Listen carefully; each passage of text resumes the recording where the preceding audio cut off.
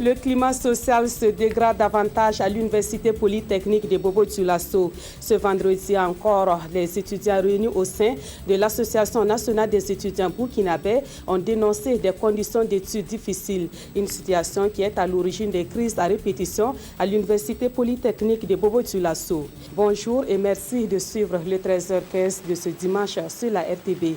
L'Association nationale des étudiants burkinabés ANEB, section de Bobo-Dioulasso, dénonce une fois encore les conditions d'études difficiles à l'Université polytechnique de Bobo-Dioulasso. Problèmes de transport, de restauration et d'hébergement, voici les principales difficultés auxquelles sont confrontés les étudiants à Bobo-Dioulasso. La section ANEB de Bobo-Dioulasso a animé une conférence de presse le vendredi dernier pour, dit-elle, prendre l'opinion publique à témoin sur cette situation. Martin Zerbo et Amadou Lougui.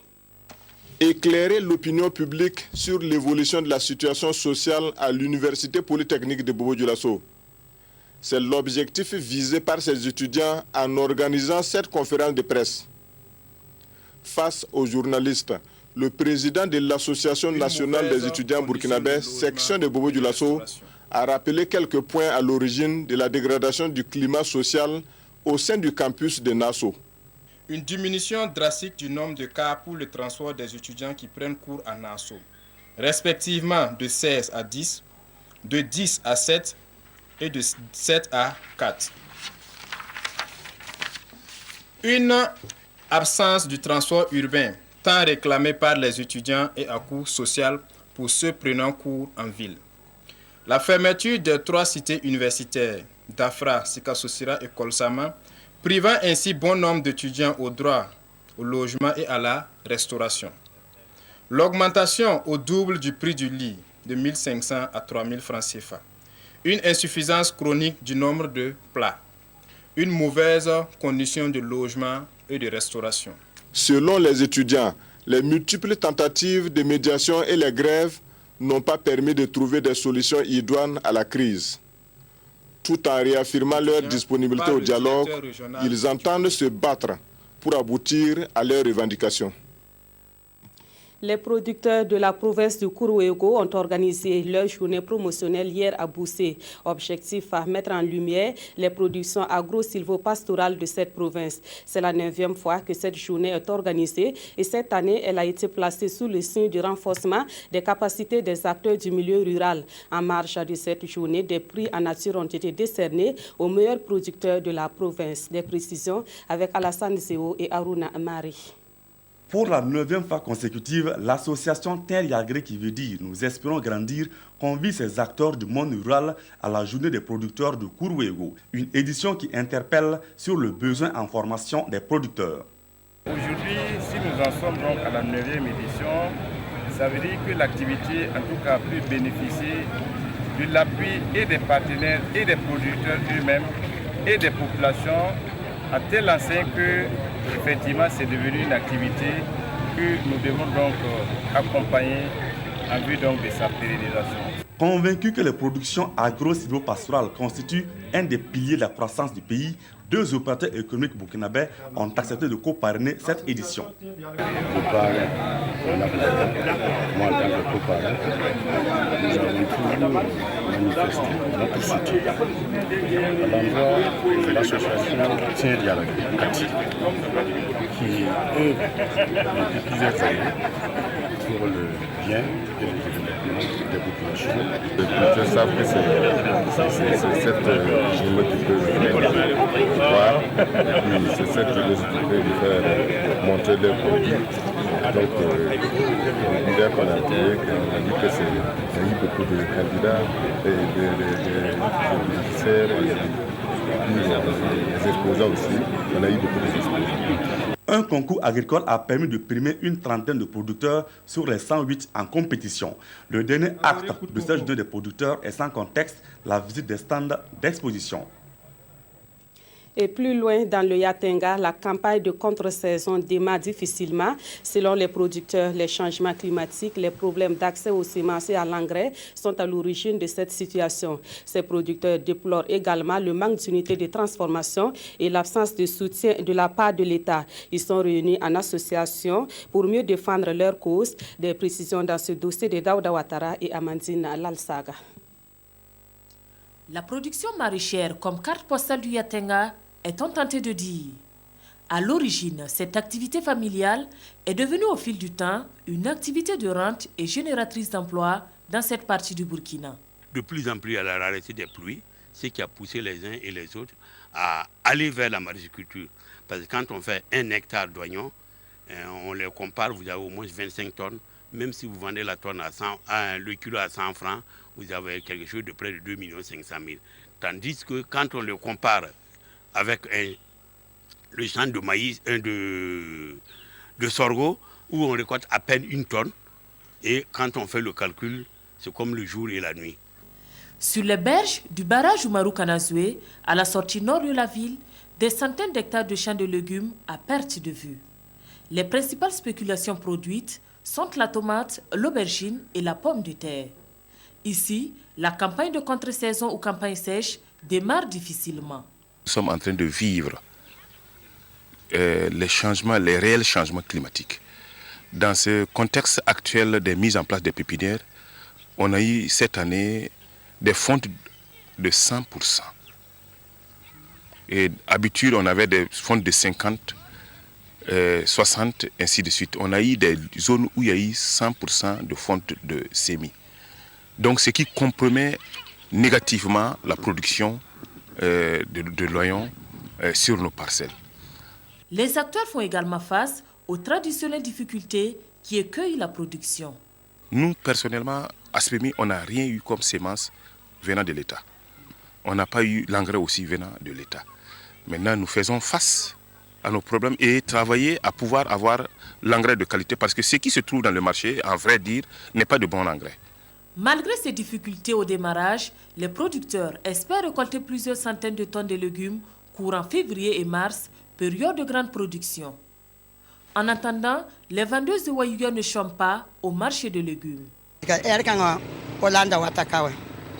Actuellement, ce sont les légumes importés qui sont sur nos étals. Ceux que nous produisons chez nous, nos clients les estiment trop chers. Nous rencontrons également un problème de conservation de nos produits. Moi, je pense que c'est le prix très élevé du gasoil pour les motopompes qui entraîne la hausse du prix de nos produits. Nous achetons cher les légumes avec les producteurs. Nous gagnons par exemple un bénéfice de 25 ou 50 francs sur le kilo. Des problèmes bien connus des structures professionnelles de production et de vente. Quand on voit les produits importés, les produits qui viennent de l'extérieur, c'est au moment où nos produits sont plus disponibles sur le marché que ces produits-là arrivent. Moi, je pense que le problème ici, c'est au niveau des producteurs et du politique qui devaient travailler à aider les producteurs là, à étaler leur production là, sur une longue période. Si on a le produit disponible sur le marché, nos produits disponibles sur notre marché, il n'y a pas de raison qu'on passe chercher ailleurs. C'est parce qu'il n'y en a pas. Pour Mamadi Ouedraogo, les paysans doivent innover pour bénéficier de l'accompagnement de la recherche agricole. Selon le secrétaire général de l'ASPEMI, l'association professionnelle des maraîchers du Yatenga, le développement de la maraîchiculture dans le Yatenga passe par une mise en place des unités de transformation. Culture à présent et nous repartons dans les hauts-bassins. Le trône du village de Dioula-Soba est désormais occupé par Fené Simon Pierre Sanou. Il est désormais le chef de terre et il assure le rôle de médiateur de ce village. Son intronisation officielle est intervenue le vendredi dernier au quartier Dioula-Soba. La cérémonie s'est déroulée en présence de nombreux fils et filles de la localité. On voit cela avec Hassan Gourabou et Moumoune Barou. Né en 1950, Phénomène Simon-Pierre Sanou est désormais l'Ivo qui revoit, autrement dit, l'aîné du village de Djoulasoba en langue bobo.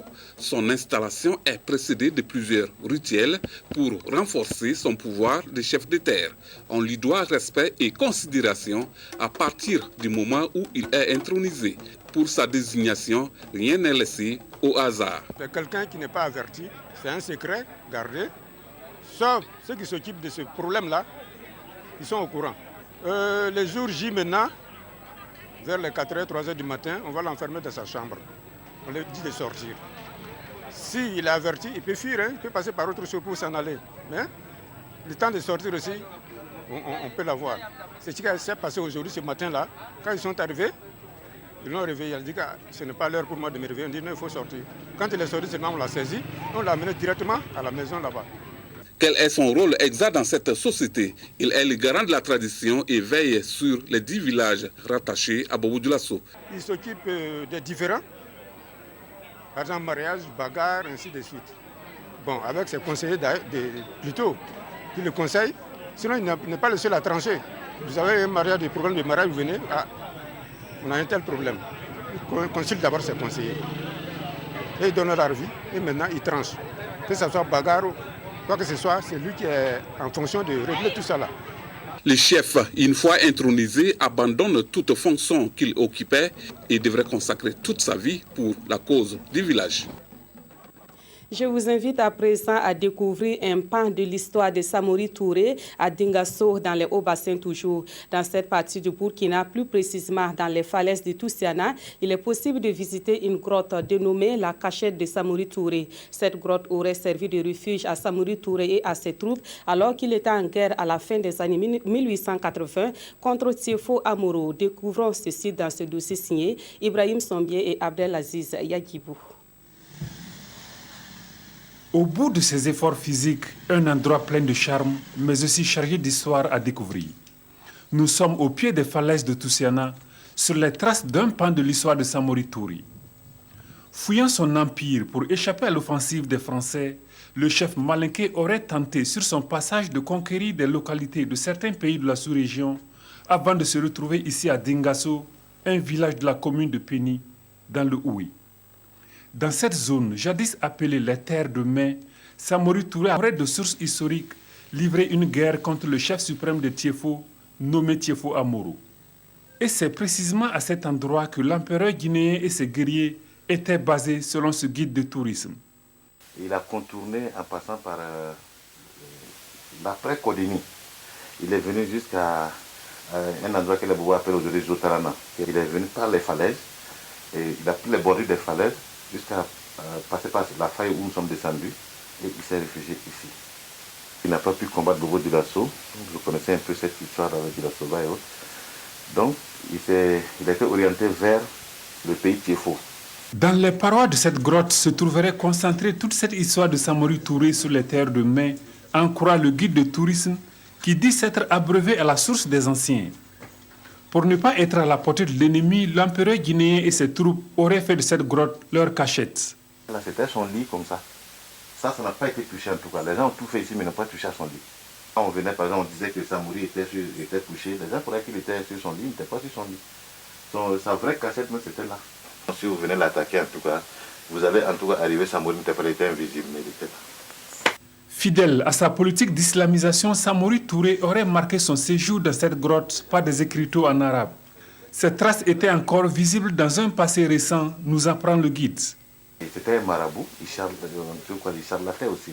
Tous ces murs-là étaient bondés d'écritures en arabe. Je crois qu'il y a quelques-unes qui ont été sauvées par un vieux, mais qu'on n'a pas encore eu la copie.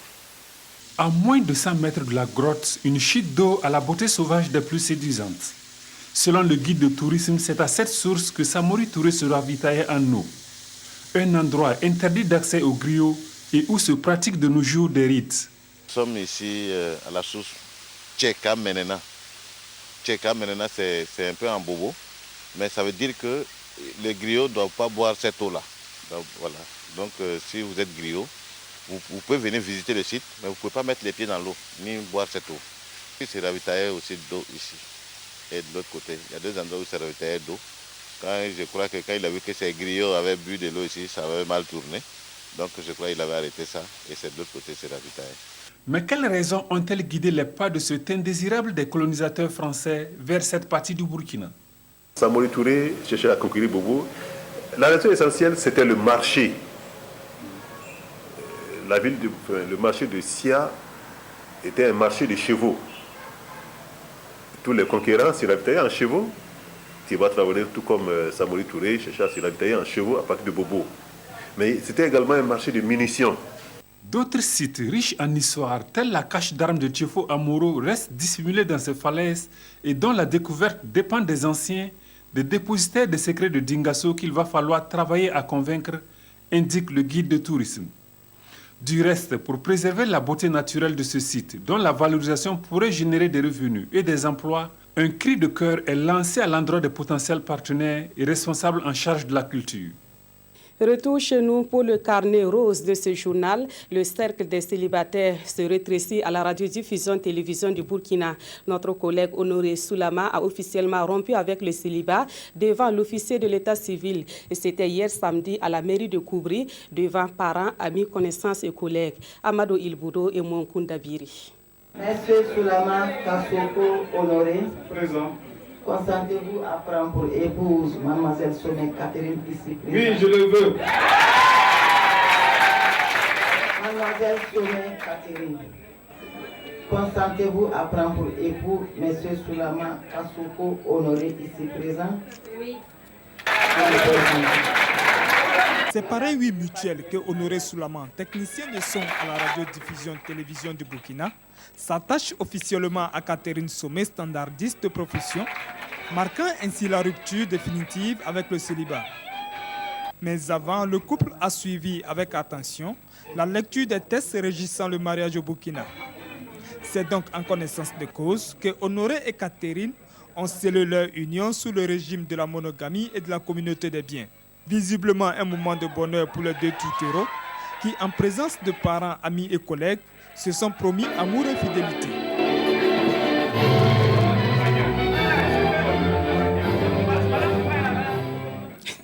Nous souhaitons un heureux ménage au couple Soulama et c'est ici qu'on s'arrête pour ce journal. Demain, vous avez rendez-vous avec Godefroy Bazé au 13h15 de la RTB. Merci de votre fidélité et à très bientôt.